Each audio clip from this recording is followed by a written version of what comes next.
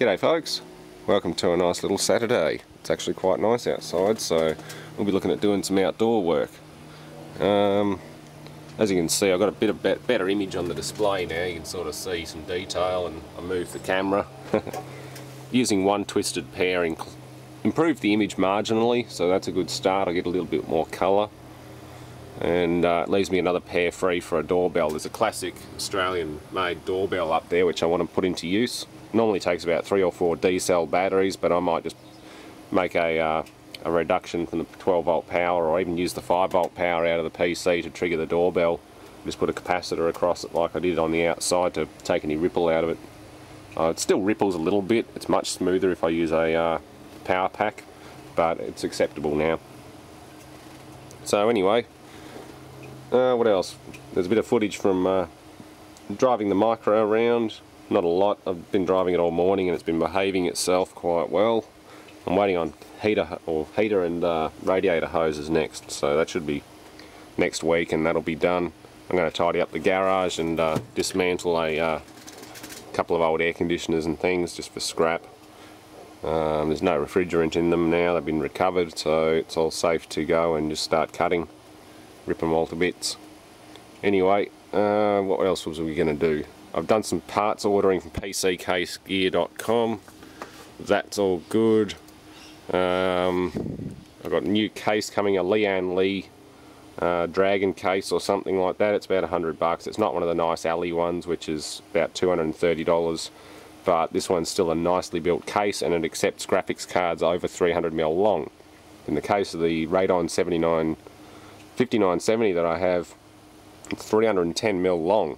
So a lot of cases were ruled out simply because of that. I wouldn't be able to fit the graphics card in there, so I've got one which is mainboard over power supply, so I can put a really big cooler on the CPU, and it's also got extended removable hard drive bays, so I can take the top stack out and have my card extending into that area. So that'll be good. Got a I'm going to give Corsair power supplies a run. There's a lot of hating going on about using Cooler Master power supplies. I mean, I've never had a problem with it, but the Corsair actually turned out to be cheaper. So it looks cooler too. It's got a multicolour fan. You can change the colour of the LED transparent fan. The casing has blue backlighting and clear windows, so it'll all go together nicely as a nice blue on black colour scheme system. That's sort of part of the idea. And I also got a Western Digital Black Series 1TB hard drive for $109, so that's really good value. I know some people don't like Western Digitals, but I didn't get like the green or anything like that. It had to be the Black Series, which apparently is the best one. So anyway, game I've just been playing last night is Binding of Isaac. It's a nice little 2D scrolling action RPG, much like a roguelike game. I'm trying to think of one, but roguelike's something I played when I was a kid. It looks like graphics for a 486. The game itself's half a gig, so expect maybe a couple of minutes download time if you're on a good connection. But it's really fun. Look up some videos on it. I might post a bit of a play video from Jesse Cox from OFG Catter. He did a Fan Friday video on it, so watch that if you like it. Pay the $4.99 for it and go get it. It's on Steam. I got the one with the soundtrack. The soundtrack is really good. I like the soundtrack on it. I've been playing it on my computer out here for a while. It's $6 US for the one with the soundtrack. So by the time there was a processing fee for currency conversion and stuff, it turned out to be about $11, but that's not bad for a game like this because it's all randomly generated. Permadeath, once you die, that's it. You don't get lives. Once you're out of health, the 3 hearts that you get on the top bar, it's game over. And it will reload a different scenario each time, different series of rooms. You go from one room to another, you got to find keys, unlock chests, get collectibles and things like that.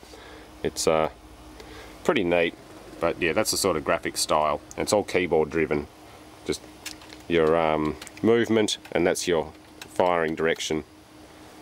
It's creepy, it's gory, it's a gross out game. It's not for little kiddies.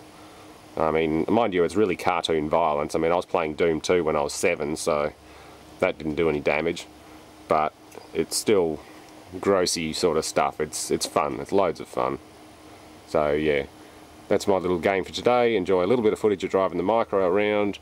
And let's see what else I can throw in here. I've got I found a preheater, diesel engine air preheater, which I'm going to try on the Yanmar, because that wasn't being particularly cooperative last time I tried to start it. So I'll dig that out of the Micra and give it a clean up and just see if it works. Because it just looks like a block which bolts over the inlet manifold, but it's got a grid made up of thick element wire. So all the air passing through gets preheated. It's got a nice thick cable on it, so it must pull a few amps from a 12 volt or 24 volt battery. But I'll have a good look at it, test it out, see if it works. I'm assuming it works because it's not burnt, but I'll make an adapter or something to put it on the inlet of the Yanmar, and we'll go for a round 2 on starting that. Well, the preheater's working alright. I'm just boiling all the moisture and crap out of it from cleaning it, and I'll get a wire toothbrush in there and scrub it. But a lot of heat coming off that. Clamp meter obviously doesn't measure DC amps. I tried it, it didn't work. So I'm going to have to put an inline meter on it, but it's not an awful lot. A little bit of a spark, but it's not pop, not blowing material away. Not like something that pulls, say, 100 amps. This thing would only be like 20 or 30. It's getting nice and hot though.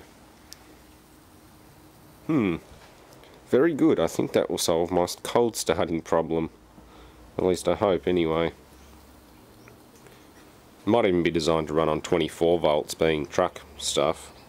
I think typically a lot of it would be 24 volts, but 12 volts sustained is throwing out a lot of heat.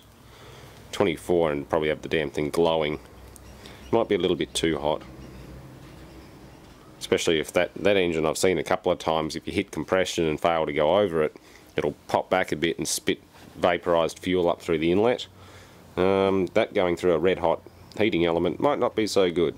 So I think I'll stick with 12 volts and we'll go from there.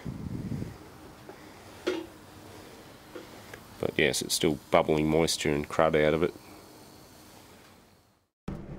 Well, you complain about not enough driving videos, so there you go.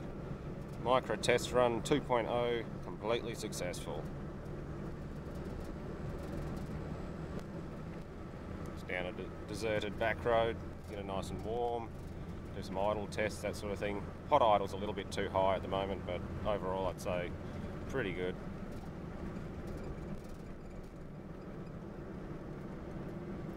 Yeah, not bad out here.